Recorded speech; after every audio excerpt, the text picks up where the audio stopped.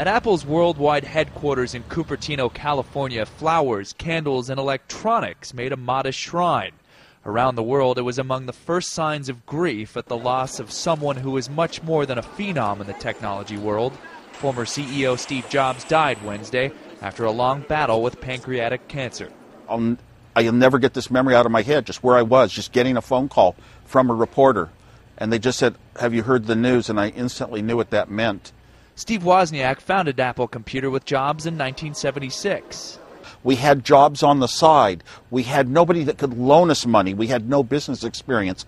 We're like a million young people who are so excited about the future they might have someday in business, making something just out of their ideas. That's what we were. We'd see him running around barefooted and with torn Levi's. Gene Tankersley lived next door when the two Steves built their first Apple in this Silicon Valley garage.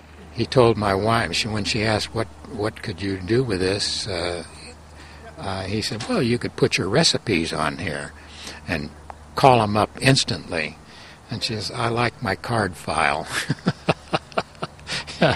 Wozniak's engineering and Jobs' marketing skills created a computer success. He had this incredible understanding of what we would want, even though we didn't know we wanted it.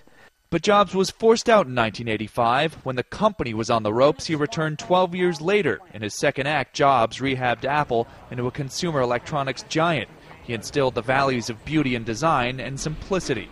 And then he was always thinking about certain technology, the early products that got developed, the building parts, what those might lead to in our future.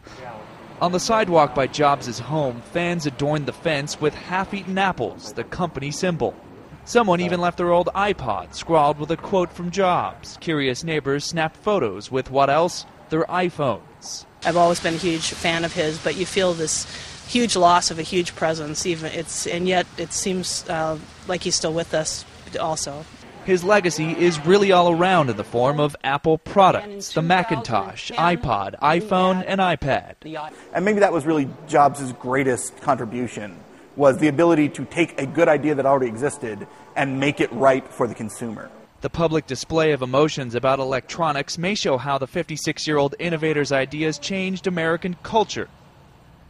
I'm going to miss the chance to go to him and just sit down and share, just person to person, how much fun we had in those days doing things together.